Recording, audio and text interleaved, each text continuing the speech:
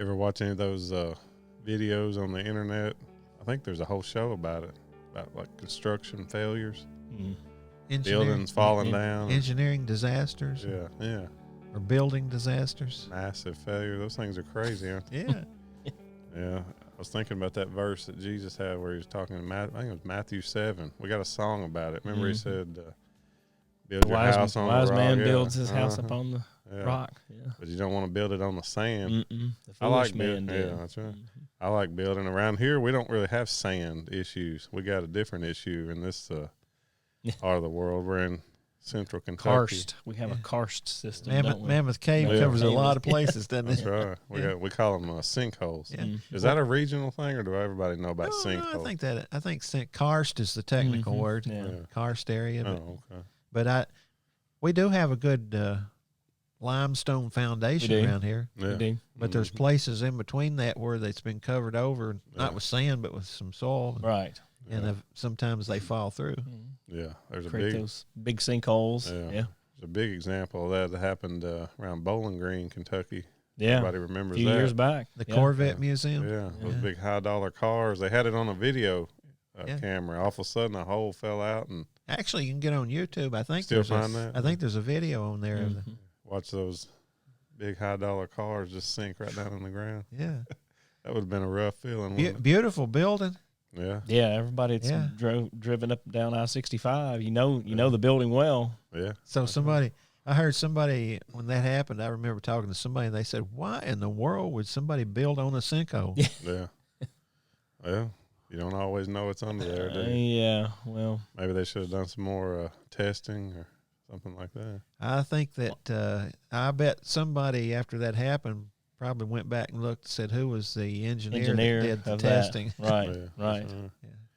Well, that little song we were talking about, it's a little kid song. Sure it is, yeah, VBS. But actually, that teaching there was part of the Sermon on the Mount Jesus gave. Pretty serious topic there he was talking about. He wasn't... Two different kind of builders. Right. He was using that as a metaphor. Is that a right word? I'd say so. Parable. Yeah. Talking about things we know about, like building buildings and having a building failure. And especially, there, all they do have is sand, and, That's right, it would have been known to them. Yeah. But he wasn't talking about buildings. He was talking about sand and our rock. life. Our life. Yeah, that's right. Yeah. Yeah, so when you think about that, a catastrophe with a building, that's a big deal. But when your life falls apart, now that's a real disaster. Well, and we use that word. I hear a lot of people say, look, people want to come to this country because they can build a life. That's right. That's right. That's exactly right. I like and I understand point that to make. Yeah, because there's a good foundation. That's here. right. Yeah. Good opportunities. Yeah. Yeah, well, let's take a closer look at Matthew 7 and what Jesus was talking about there. See if we can figure out the essential truth, the biblical truth of construction. Mm-hmm. That'd be Sounds a good topic. Interesting topic. I think we can gain a lot of truth there and figure out how to make application to it. And that's what we do on this show. Actually, the Bible tells us don't build on a sinkhole. All right. Yeah. Don't build on a sinkhole. That's what we'll call it. All right. Everybody knows that our podcast is on all the podcast networks. We appreciate everybody for checking it out. We hope you're enjoying the show.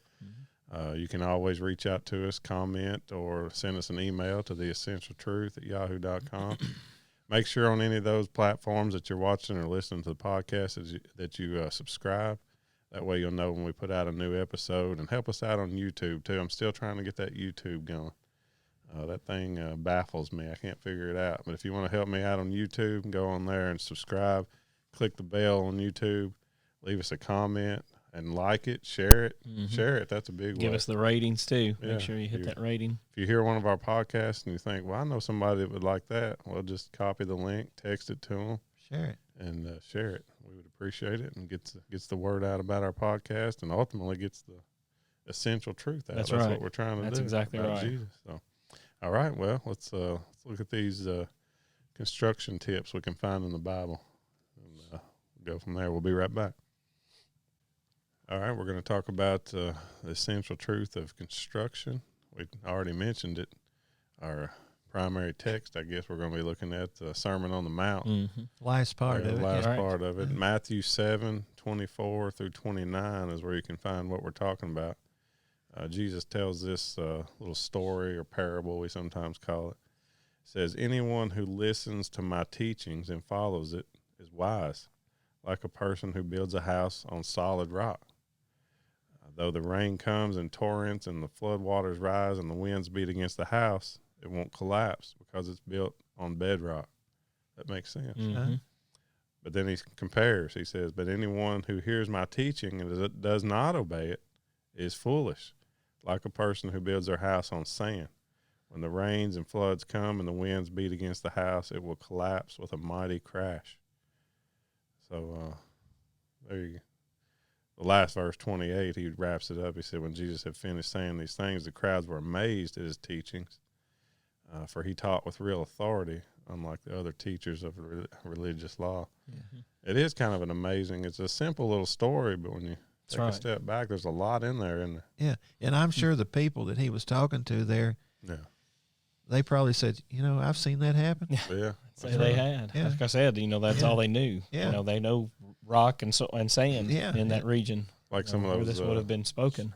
Like some of those YouTube videos I watched where the skyscraper falls down and it's a massive failure. I guess the original was the Tower of Pisa. I was going to say, what about the Leaning Tower of Pisa? You think that engineer would have gotten in trouble? Well, I mean, it was built on a poor foundation. Yeah. Well, at the time it was built, it was not the Leaning Tower of Pisa. It was just the Tower of Pisa, wasn't it? They've jacked that thing up. Trying to rebuild the foundation. And today, I don't think probably not as closely tied to construction techniques as we once were. I mean, we leave the building to the tradespeople. Right. But it's a pretty simple concept, and we all know you got to start on a solid foundation. That's correct. Well, at least in this area and in this country and in most jurisdictions, we have a building code. Sure they do. Right. Sure So, they do. if you want to build something, you say, well, look, we live in this area and there's a certain building code on how to build. Well, if you go back to Exodus 25, you can start right there, and this is God speaking, and he says, have the people of Israel build me a holy Bible. This is Exodus 25:8. Build me a holy sanctuary so I can live among them. You must build this tabernacle, talking about the ark and tabernacle, and furnish it exactly according to the pattern I will show you. So he gave them a code. He gave them that code. Just like those building codes that you're talking about that we have for construction today. So if we're going to make that comparison to building, it's not only a physical structure, but a spiritual life that we build. Yeah. We do have a code. That's right. We've got a building. God gave us a building code. Well, if you're a builder, you keep that code book handy. You got to follow it. Yeah. And that's what the Bible can be for our life. Right. Build it up. Yeah.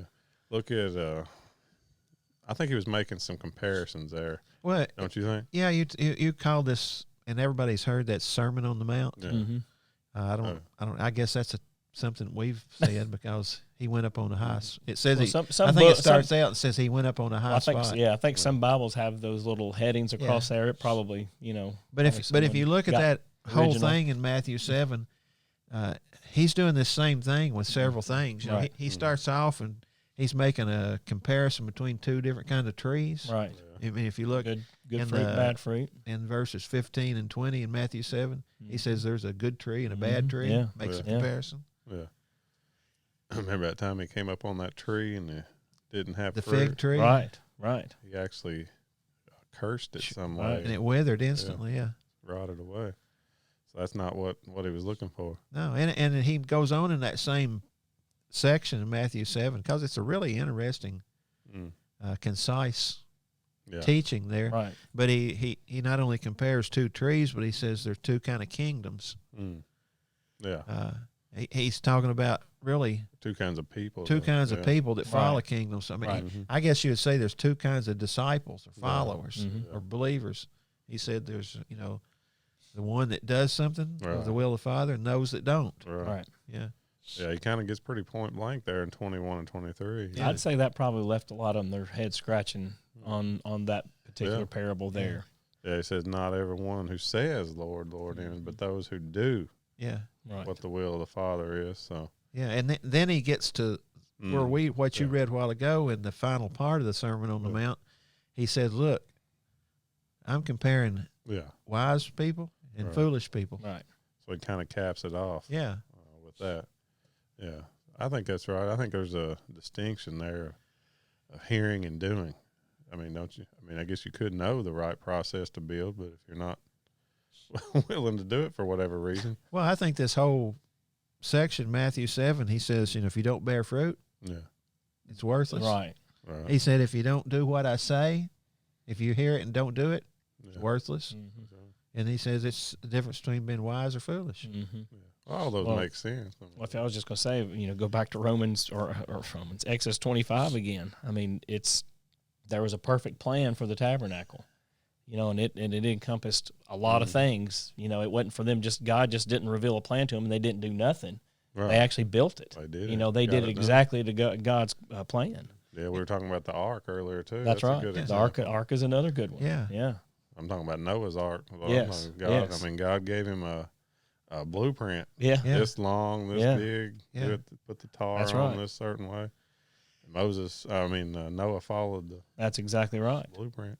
I think it's interesting if you look at that chapter 7 in Matthew, the Sermon on the Mount, it kind of ends up saying, here's the Pharisees. They were listening to this. That's, And what does it say they did? They scoffed at them. Scoffing. Yeah. Well, that's why I said I don't know what scoffing really means to them, but I can just see them going like, yeah. Well, that other one that you referenced there, that's why I think to a certain degree, I think the listeners were scratching their heads about the kingdoms. They didn't really understand that yet. Yeah. But it was going to come. That was coming. Yeah. They were going to have a better understanding of that. That was a pretty simple principle that he laid out. I mean, I think you could get it. The Pharisees and the others missed it because they didn't want it. They didn't want it. Making fun of it. They heard it. Right. Yeah. But they wouldn't do it. Well, they had the building code. Yeah. They did have the building code. Yeah. I'd say you could say that. But they scoffed at it. They weren't going to put it into, they weren't going to be doers of what that building code said. Yeah. There's a phrase that Jesus used often when he was doing these parables. I don't think he did it in this particular one, but a lot of them, he'd finish it up and he'd say, if you have ears to hear it. That's right. And, I think that's... Yeah, and digest it. Think about it. And do it. Yeah, do it. That's right. Make something happen. That's what kind of people we should be. We should be responsive to. Yeah, hearers and doers. That's right. Yeah, that's true.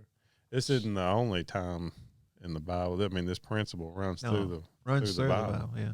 I mean, God's always told people what he wants and they expected it done. I mean, that's goes way back. We had a couple other passages, Mark, James 1:22 and 25.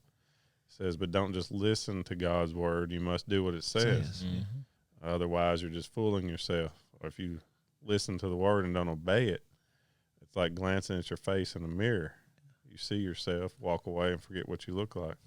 But if you look carefully into the perfect law that sets you free, and if you do what it says and don't forget what you've heard, then God will bless you for doing it. Right. That's what I was kind of talking about. You got to reflect. You got to analyze it, think about it, digest it, and then do something. Well, Romans 2:13 says, for merely listening to the law doesn't make us right with God. It's obeying the law that makes us right in his sight. Yeah. It's that doing again.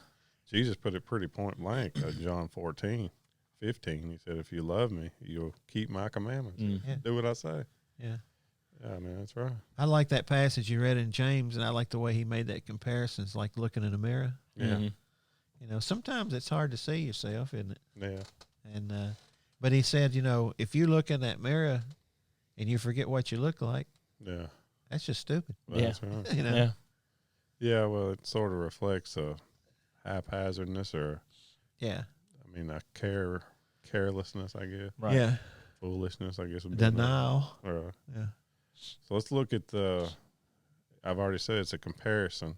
We got two types of builders here, so let's look at those a little closer.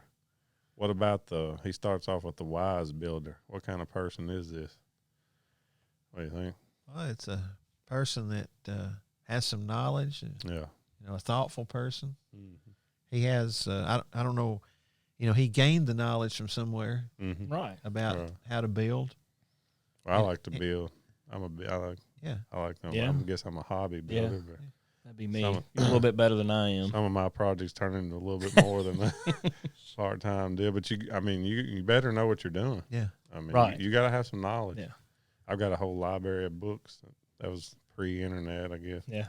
I like to go read, and I'm always searching up new building techniques and things on the internet.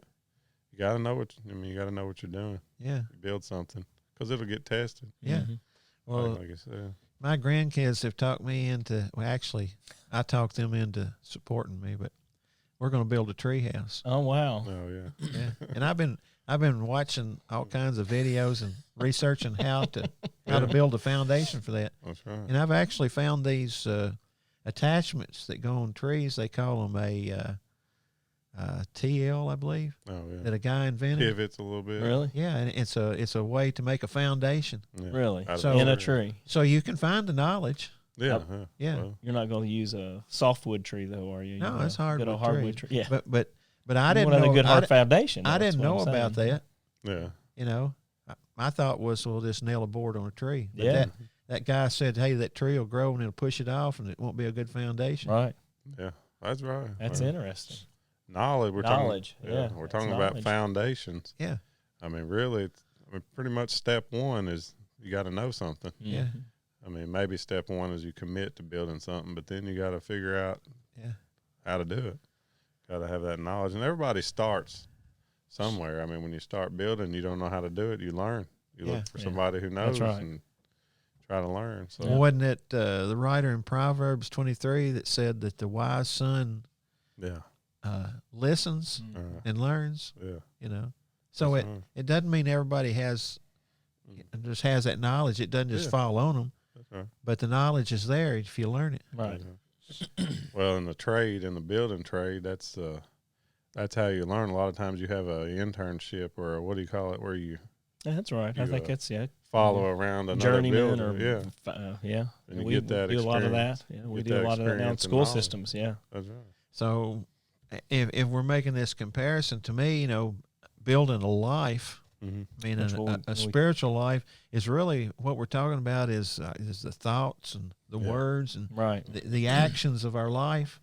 Mm-hmm. I mean, that's the foundation. Right. Yeah, So what the writer in Proverbs says, whatsoever man thinketh in his heart, Yeah, he doeth. that so is he. Yeah. If you have bad thoughts, you become a bad person building. Well, I've got a passage again here to address just that. It says in Colossians 4:5 says, "Live wisely among those who are not." Well, this is actually going back to something that's a little in comparison to that. It really is.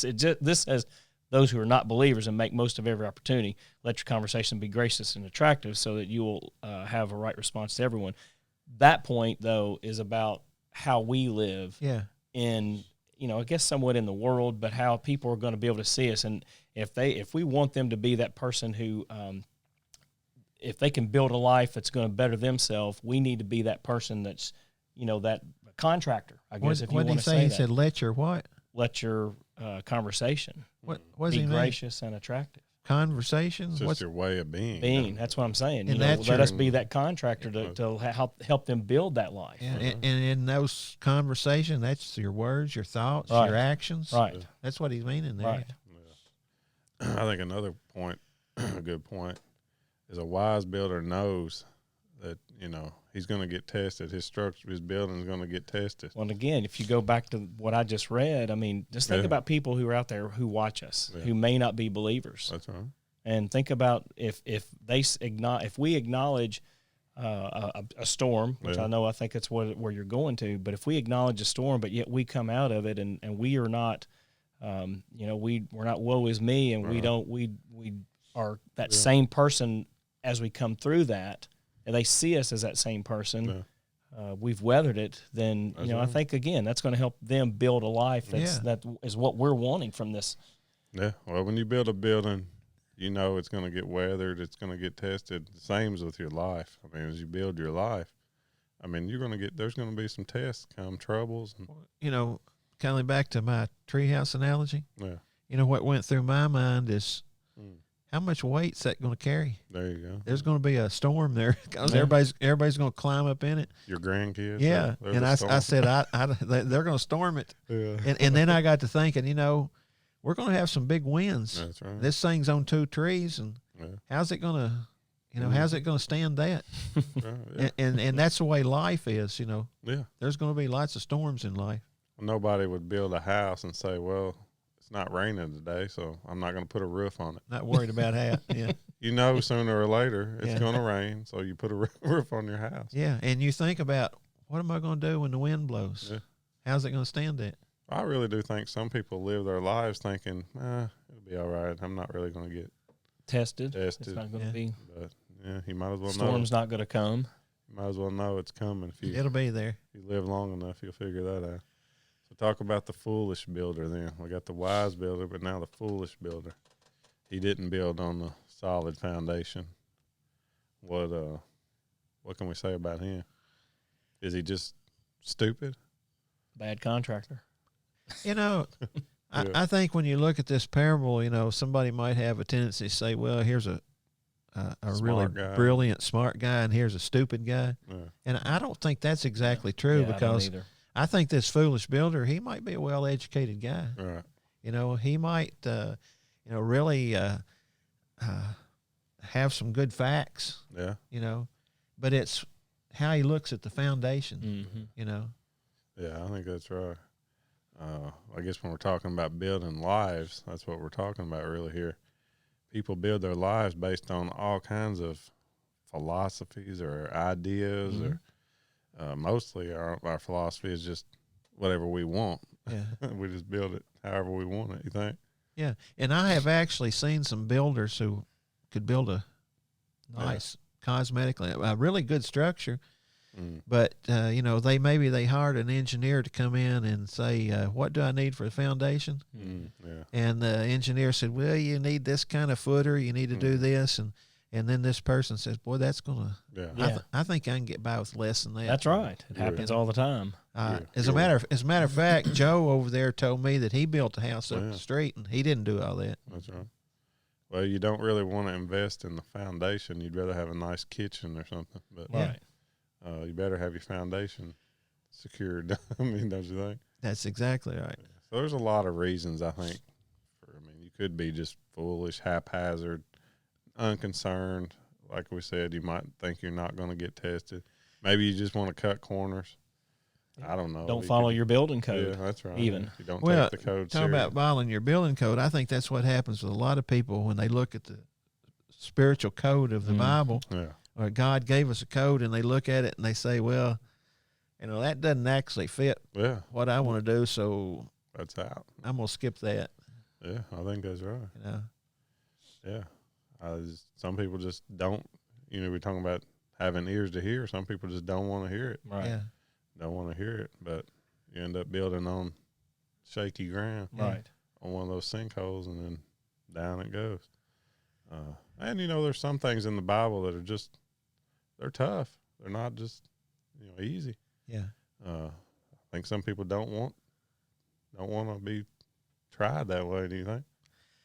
Well, they don't want to follow it. Yeah, it takes some discipline. Yeah. You have to be a good builder. It takes some discipline. And honestly, sometimes I think there's some people that says, well, I don't understand why I have to use this kind of brace. Right. Right. Yeah, well, I can tell you from having in-laws who live in Florida, with Hurricane Michael that, went through there a couple years back, their house is, still there. Yeah. And, it costs a little bit more to do that, but it's well worth it, because the homes that were either not built structurally sound based on old technology or old building code, obviously didn't withstand, but even some of the ones who probably are more like the ones that we're talking about today, or right now in our conversation, bypassed a few things here and there. They're paying for it. Yeah, that's a good analogy, because you live on the ocean coast, you're going to get hit with a hurricane sooner or later. It's coming. Test you out. Well, and it's kind of like, if you're comparing it with life, some people are saying, well, I'm building for today. Yeah, I'm building for this life. And, they're not looking at really how short life is. That's right. And eternity's forever. Yeah. And there's another life. That's true. And so, well, when we look at that contrast and look at them side by side, you can start to weigh out the pros and cons of each. But that's right. Yeah. What about, is there some biblical examples you can think of? Maybe some people that were like this? I don't know. Wise or foolish? Well, we had one podcast we did about John the Baptizer. Oh yeah. And The wise guy one. he was a wise guy. I kind of compare. If you compare him, a contemporary that he had was Herod. Oh yeah. As a matter of fact, Herod cut his head off. Yeah. But John was concerned with spiritual matters. That's right. I mean, he built his life on the foundation of Jesus Christ, and Herod built his life Jesus on is coming, didn't he? Yeah. Right. Herod built his life on the here and now. And I mean, he was a politician for the day, and he said, "Well, But he had a pretty good little gig going. Yeah, he had money and wealth and power and prestige. Yeah, he was the king. So he didn't want to. He was living for today, though. That's right. Yeah, not thinking about it. That's but in the end, the worms ate him. Yeah, that's right. Like to throw a party, didn't he? Yeah, that's right. I think a lot of people don't consider the fact that life goes by quick, and better not be haphazard about it. Better. What's the old saying? What is it? Latin? Carpe diem. Carpe diem. Seize the day. Seize the day. That's right.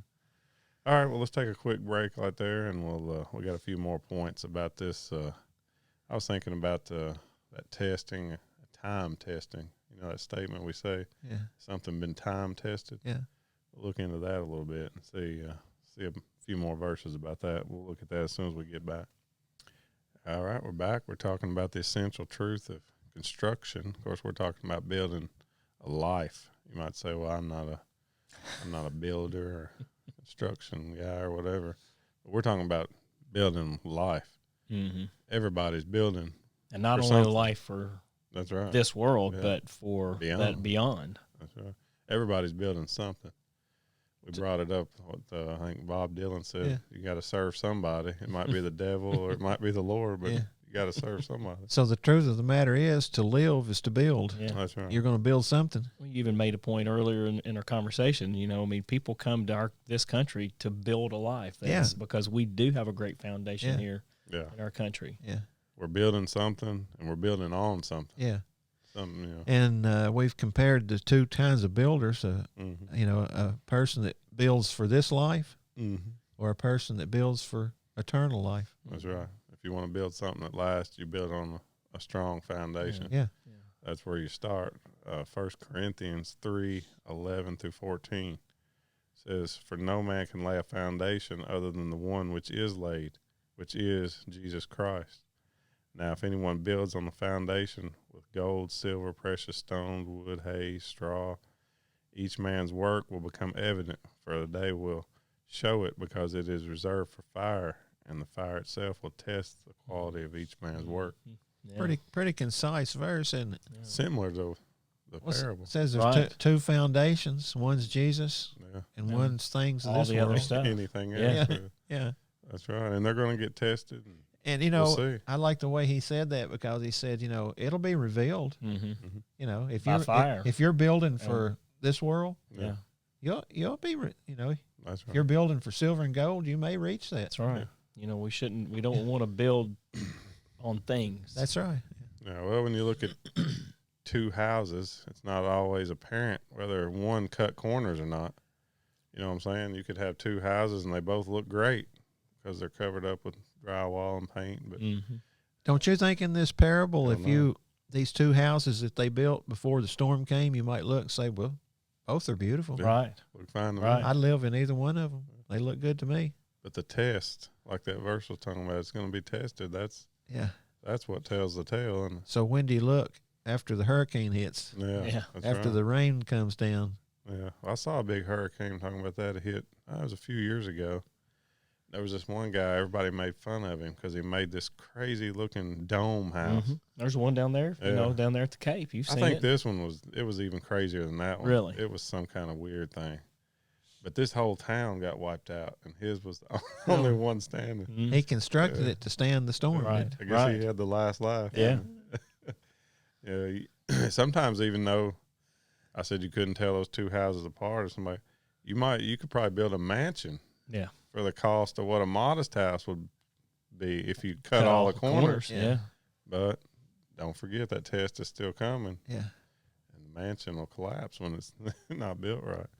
So I think we do that with life. Sometimes we look at other people and we're like, wow, look at how good their life is. You think they've got it all, don't you? They've achieved. They got success. They've got money. They go back to that what we said earlier. That's not the kind of life though that we're that they should be wanting to establish. And the big question is, will it hold up? Yeah. Will it stand the test? Yeah. I don't know. Probably not. Both might seem good, but I don't know. One, they may not stand up. Here's another verse we had, Isaiah 28:16 and 17. It says, "Behold, I am laying in Zion a stone, a tested stone, a costly cornerstone for the foundation firmly placed. He who believes in it will not be disturbed. I will make justice the measuring line and righteousness the level. Then hell will sweep away the refuge that lies, and the waters will overflow the secret place." Mm-hmm. So this was sort of prophesying about Jesus being that cornerstone that you can build your life on. Yeah, I mean, I think the term cornerstone there is the same word we're using for foundation. Right. Yeah, that's right. And you got that first one that gets started, don't you? Yeah, I like the way Isaiah said this. He said it's a tested stone. Yeah, it had been to the lab. Yeah, it had been tested. That's right. And he said it cost. Yeah. It's costly. That's right. It cost the life of Jesus. That's right. Yeah, and that's the way a good foundation. I mean, you spend some money there. Yeah, but you want preserves the house to your stay. building. Yeah, you want the house to stand and stay. Yeah, that's right. I really like that tested stone. We got that saying. I might look at something and say, "Wow, that's time tested." That's right. I mean, that means it's been through some stuff. We know it survived the storms.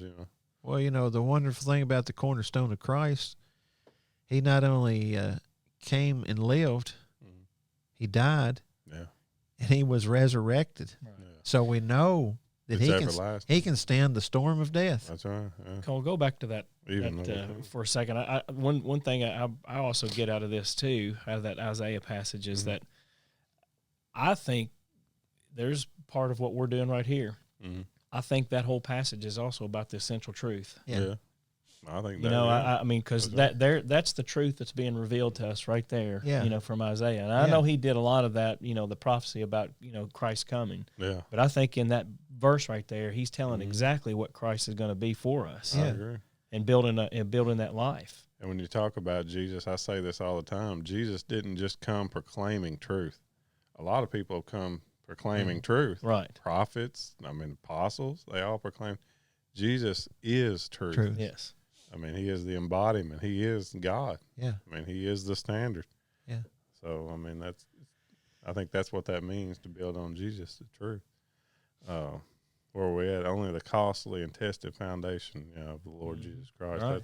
That's the one that's going to hold up and stand the test of time. Ephesians 2:19 and 22.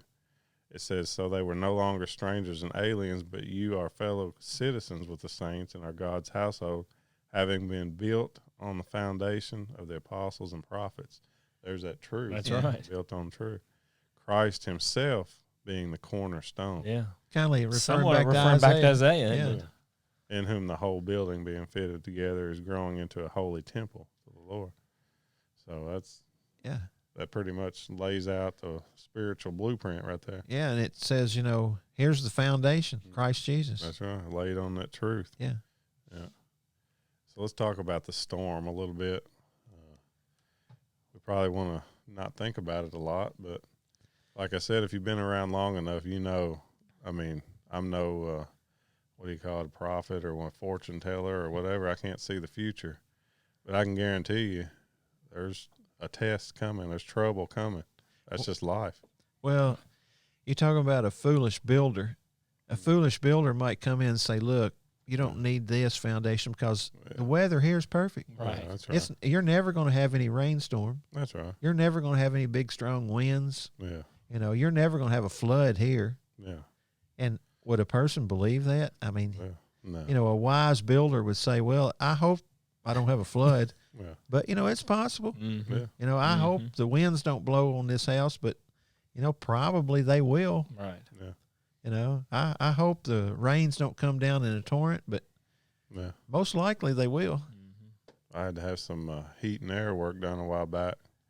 And when you install a heat and air system, you pick the size of that unit based on the coldest day that it can be. Right. You don't say, well, most days it's 70 degrees. Right. Well, you pick the coldest day and size your heat system for that. Yeah, you got to be prepared for the worst. That's right. Be prepared for the test. I guess in life, what I'm thinking about, those tests that come along, I mean, might be sickness, might be loss. Death of a family member. Or maybe a relationship falls apart, or we have these big cultural, nationwide problems right now, like pandemics right. and all these things. I mean, they test you out. What is the phrase? The storms of life. Yeah, that's right. Yeah, that's and I think it's interesting in this parable that Jesus, when he talks about the storm, it wasn't a little one. He says, "Look, it's coming from three directions." Yeah, he said the rain's going to fall, the floods are going to come in, the wind's going to blow. I mean, he's saying, "Look, it's going to hit you from all directions." That's correct. And everybody's felt like that at one point in time. You're like, "Ooh, man, this is a big storm." Yeah. But it's kind of back to Steve's point, though. Sometimes we go through these storms and we look around and we see somebody that weathered the storm and said, I mean, maybe the windows got broke out a little bit, but they stood the storm, and we might go to them and say, "How did you do that?" Right. Yeah, that's a good point. I think sometimes we fail to analyze. I guess maybe self-analyze, like I did this, I messed up, that didn't work. Maybe I changed, recalibrate. Yeah. A lot of times we don't want to do that. Maybe we don't want to admit our own mistakes. And maybe we're not wise enough, like you said, to look at others around us and say, well, here's a time-tested life. Well, I mean, you think Romans 12:2 says, don't copy the behavior and the customs of this world, but let God transform you into a new person by changing the way you think. Then you will learn to know God's will for you, which is good and pleasing and perfect. Yeah. I think that's the real temptation for us. We're always tempted to buy into the newest thing of the day. Yeah. The newest truth of the day, or the thing that's going to be great. But these things here are time-tested in the Scriptures. So a good foundation is transformative, isn't it? It is transformative. Think about the early church. Yeah. Or in the Acts 2. Yeah. Think about how they were. Right, yeah. They were really, that started, I mean, I was thinking about this earlier, the gospel of Jesus. We're talking about Jesus, the cornerstone. Yeah. The gospel of Jesus is very transformative. It's a transformative gospel. Don't you think? Oh, I mean, it's obvious when you the passage that Steve talked about in Acts 2nd chapter. Here you had these people who, just a few days before had crucified Christ. Yeah.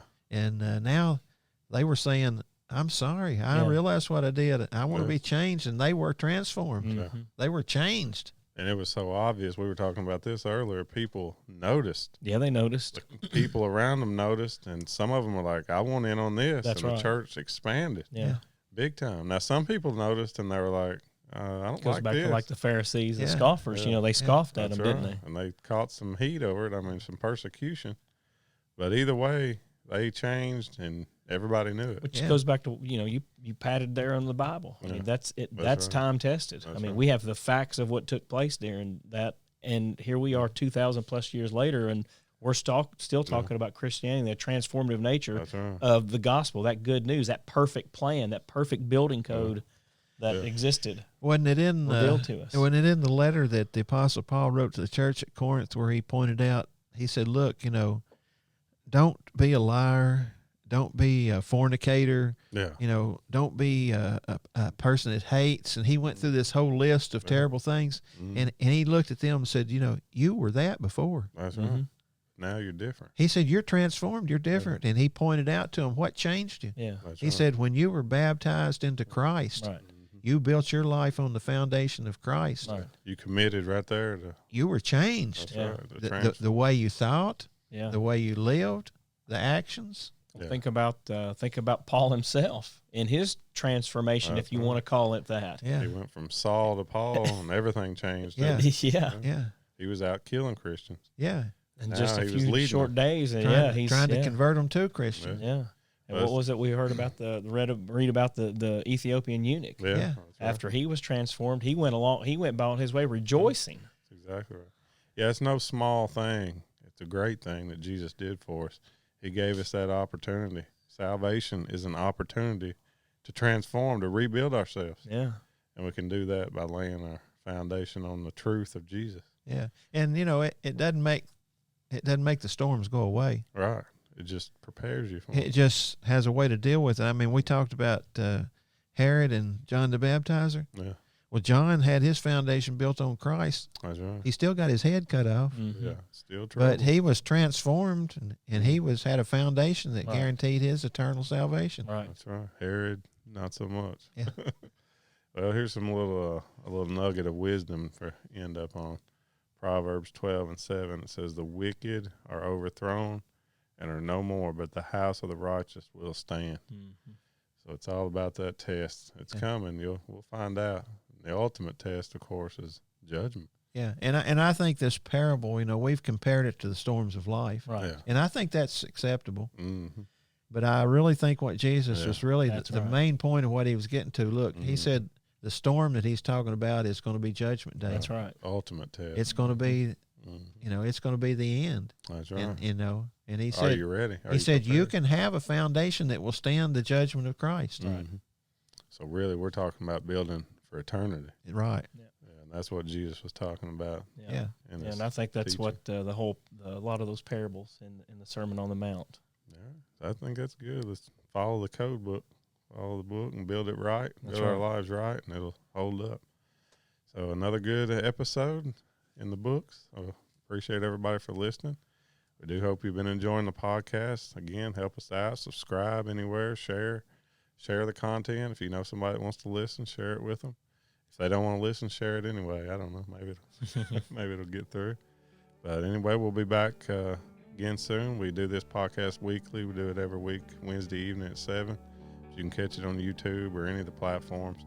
Just check us out and help us out. We'll see you again soon. Until then, God bless you.